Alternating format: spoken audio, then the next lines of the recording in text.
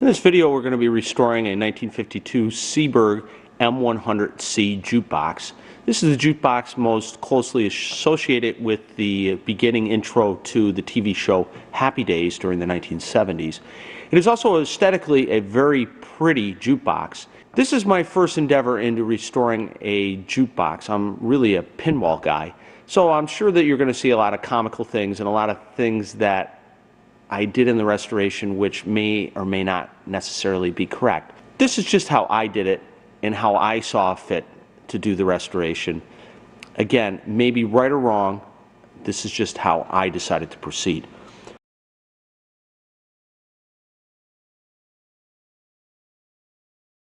Repainted in this lovely green over the original Fox oak finish. It has 50 45s.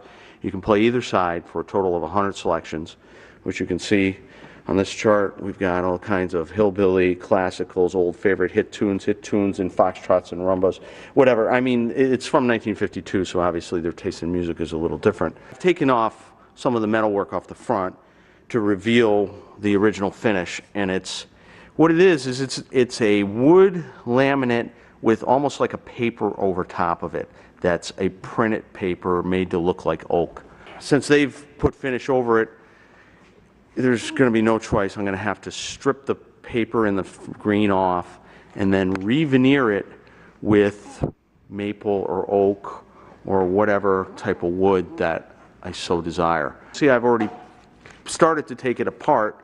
There were some glass chromed metal rods here. There was two pilsters right here and right here with rotating color wheels in them. I've taken those off. Chlorine entry slot, taken those off.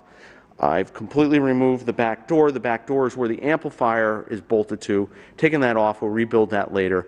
Right now, my number one thing is to get the cabinet looking like it should, which it clearly shouldn't be green.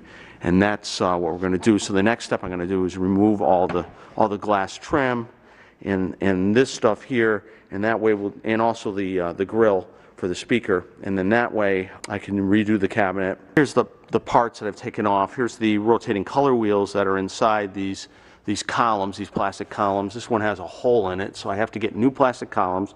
Color wheels are all faded. Get new color wheels. Here are the glass chromed rods. Those are okay, those will clean up. Here's the coin entry information.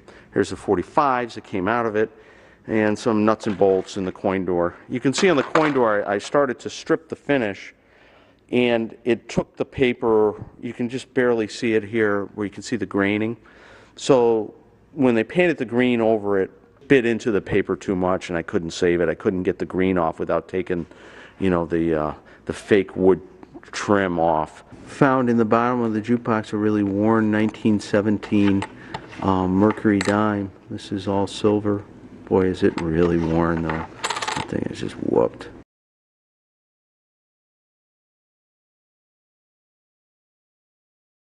The glass and the record mechanism out. Now we can use paint stripper and start stripping it. This is supposed to be a black. Somebody painted green vinyl. This will all come off and be replaced with brand new material. Removing this lower vinyl trim, I'm using this kind of specialized screwdriver tool to get under these things, and then I'll replace this vinyl trim and I'll replace these little doohickeys too. Getting the speaker out was no fun task, but it's out. So I guess we're ready to start the stripping process. Using citrus stripper and getting that green off. Getting that nasty green off. It's going pretty good. Now that it's been stripped, we're using a DA sander on it to smooth out the finish. Some problems over here I'll have to fill with body filler. And after we get it sanded smooth and all the imperfections out, because the imperfections can telegraph through to the new veneer, so we don't want any imperfections.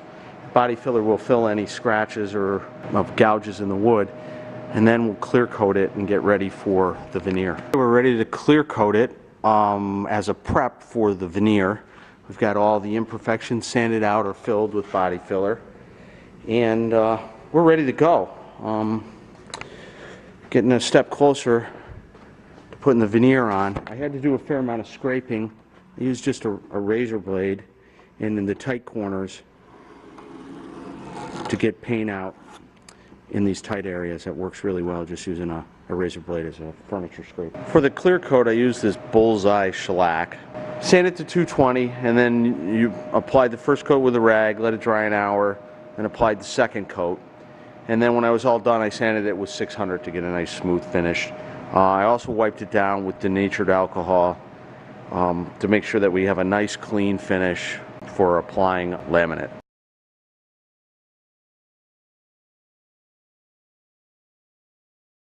For some veneer, I'm using red oak. There was a lot of choices in woods, but this seems to be the one that mimics what was there originally. This is 2 feet wide by 8 feet long, and it's peel and stick. So veneers come 3 different ways. They come just plain wood, where you have to apply the glue to both sides like a contact cement, and then paper backed, and then peel and stick. Peel and stick is the easiest. You don't have to deal with any glue. The glue's already on there. It's also the easiest to roll on. The other two, you kind of got to clamp and you got to apply the glue. I did get this laminate tool. This thing has a roller built into it and some other multi-tools in it. For instance, here's a narrower band of 1 foot wide, 8 foot long, and I have it on my bowler, and I'm using these paint cans because it comes rolled up. I got it laid out to relax it. You got to do this at least overnight. You decide to cut this laminate, and again, I'm using the peel and stick variety. One thing that I found that works really well is a pair of sharp scissors. It cuts extremely easy. Look at this, how I can just cut the wood without any difficulty, just using a pair of sharp scissors. This is ideal way to trim the wood before you apply it. And then when you apply it, again, I'm using the peel and stick variety. I found that it really works a lot easier than the other 2 variants of this material of laminate, because you just peel it off very easily, and then the adhesive is already on there, and this stuff really does stick. Now, can you stick it and unstick it? Yeah, you can. I would say that you probably don't want to do that if you can prevent it, but there is some gentle repositioning that is available before you get the thing really stuck down in place. So another thing you want to get a bunch of is these utility blades and probably a utility knife. So once you have the material stuck on the wood the way you want, you can use a utility knife, a brand new sharp one, and kind of just trim it like this across the wood, because whenever you put it on, you're always putting it on a little larger, and then you can just use this to trim it just like I'm doing here, cut. And the laminate of the wood, I started simple. We started down here and did these forms around, and the way, what you do is you take this wood and you dip it in water. Not for long, just a few minutes, and then you can kind of bend it and it'll get a shape. You can kind of get it to a rough shape. And then when I'm done, I trim it along the edge with a razor blade, because you go over it, you make it wider. So you trim it with a razor blade and then take block sand the edge at kind of a 45 degree to kind of feather it in. Now you notice that if I was really going to do this right, this should be all laminate too, and also up here, but I painted it black because I'm just not that good at this. This is the first time I've done a laminate, and there's just no way I'm going to do this and cut all these holes. So I'm cheating, and I'm hoping that it's going to look okay. We're going to see, but anyways, that's the process. Then up here, I'm trying to do the front area here, and I'm making a paper guide that I will transfer to the wood, and that's the next step. I'm doing all the hard stuff first. So, because all the flat stuff is easy, it's the curved stuff that's hard. So we got the front piece on. Using the template we made out of paper, I transferred it to the wood. Now, am I doing this correctly? I don't know. But the deal is that we had potentially a compound curve right here. So what I did is wrap it around, and then this piece is flat. So I'm going to run another piece here. I just bent it over here for this piece, and again, we've got a compound curve over here. So I got a flat piece I'm going to run across here, obviously flat across here, and then finish up the side. There will be a seam here. The other thing that I'm probably doing wrong is the grain direction. You notice that the grain direction is going left to right, or right to left, sideways. I believe originally on the fake paper laminate that they had on there, the grain was actually vertical. But I like this look better. Also, it's easier to bend the wood around in this direction than it is to bend it with the grain. If you bend it with the grain, the wood likes to crack. Now we're getting somewhere. I put this piece on here. You can kind of see the seam right through here. Nothing I could do about that. I also put this piece on. Notice that the grain difference, I've got this grain going vertical and this grain going horizontal, and that's what I wanted to do. That's why I followed this horizontal grain all the way around and did the same thing over here with the vertical grain and the horizontal grain. Now I just doing that for offset. The only thing left to do would be to finish this part up here. And again, I want to keep the grain going this way so that it matches and flows with this grain. And then I have to put the edging strips on that'll go down. And then I'm done with the laminate. So when I was doing this side, I had the coin box to deal with. And what I did is I just laminated it right over it. And then I found the edges and razor bladed it out, and then I took that piece and used it for the coin door so that the grain actually matches between the two. I know it's a stupid detail and why did I bother, but I don't know, it seemed like a good idea at the time. I still have to cut out right here the coin return slot. I haven't done that one yet. The lamination is all done. Yeah. So I broke some things up into multiple pieces just to make it easier because you don't want any compound. But you can see that there's two different grain styles basically. There's the theme on this. We've got the vertical grain here and the horizontal here. And I used the horizontal all the way across. So we've got horizontal going all the way across here, and then it breaks again for the vertical over here. Was it originally like that? No. But I just liked how it looked to keep that area horizontal and this area down there horizontal.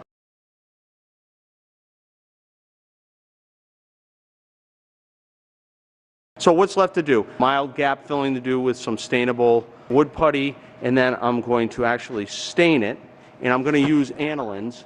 I'm not going to use like min wax. I'm going to actually use alcohol-based anilines and stain it, and then clear coat it with shellac. Here's my mix of stain.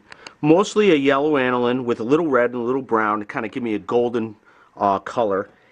And then you thin it out with denatured alcohol. And depending on how strong you want the stain is how much alcohol you add.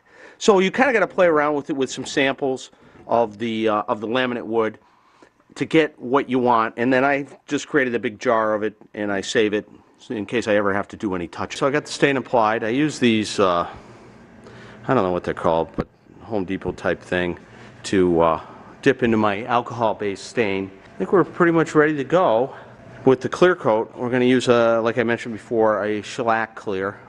But now we got all the stain on and we're ready to go. She puts a little of this wool lube on the sandpaper, which is like 400 grit, and uses a sanding block as part of the rub out process.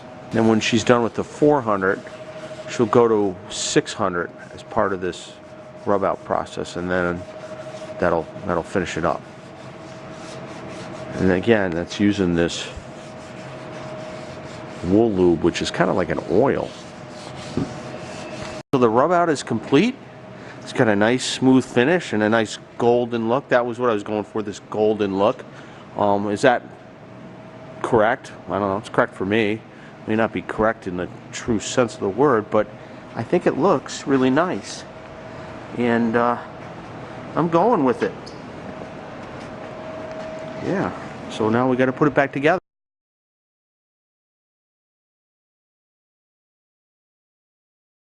Starting reassembly. I'm sure I'm not doing this in the right order, but I just wanted to put this whole face on. I don't know why, it just something I wanted to do.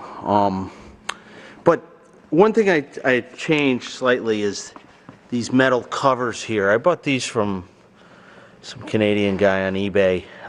Originally there was like a black leather trim there, or vinyl I should say, and I changed it to these chrome pieces. I think it looks pretty cool. It's kind of like aluminum, polished aluminum, but I think it definitely makes the front look a little snazzy. Scott's wrapping the new color wheel films. The old ones are pretty faded and kind of yucky looking, so the new ones are a lot better. And then you got there's a big spring that goes in the middle too. What do we do with the big spring? Oh, the big spring is still in here. See, here's the big spring. That goes on the inside. Put new grill cloth on. It's pretty straightforward, really. Used a little contact cement on the front, but largely these wood braces on the side right here hold the material in place. Another thing that you'll probably have to do is reline this gold foil in the bottom and sides of the machine. On this one, also, this is the original gold foil on the sides, but on the bottom, I managed to get that messed up by not covering it and keeping it nice. It's available from, again, Victory Glass, and it just applies with some spray contact paper, and it gives a nice clean look. Again, my sides are original, and the bottom I replaced. Also, there's this metal grill that goes across there. I repainted mine just white to make that look nice on the inside.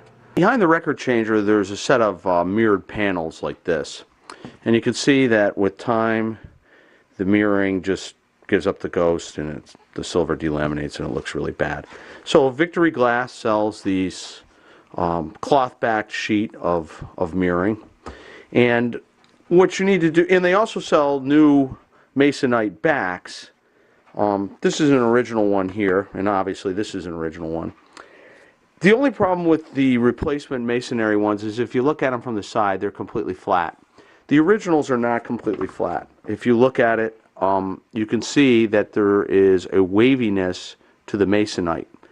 And what this does is it gives the mirroring a little bit of an effect. You can kind of see it, how it's not perfectly flat. It kind of waves. Here's one where I've removed the glass, and you can still kind of see the contours to the wood. So I'm going to try and use the originals, and I'm going to reattach the new glass with just some silicone I bought at Home Depot. The trick is getting the old off without destroying the masonite, and what I used was a heat gun just to heat up the glass, and then you can kind of peel a corner and peel it off. Just be careful, the glass does go flying everywhere. Just razor blade the sheet into the sizes I need it, laid down the silicone, and applied it. I'll let it dry, and then we'll install it back into the machine. Here's the two mirrors installed back in. I know it's probably hard to see on the camera, but you can quite see the slight waviness of the original Masonite boards that I reused, opposed to using the flat Victoria Glass version. But the new glass definitely does upgrade the look. The other thing that I did was repaint this housing. This is originally blue like you see here, but it's black plastic, and the paint sometimes chips and scratches, showing the black through, so it's a pretty bad look.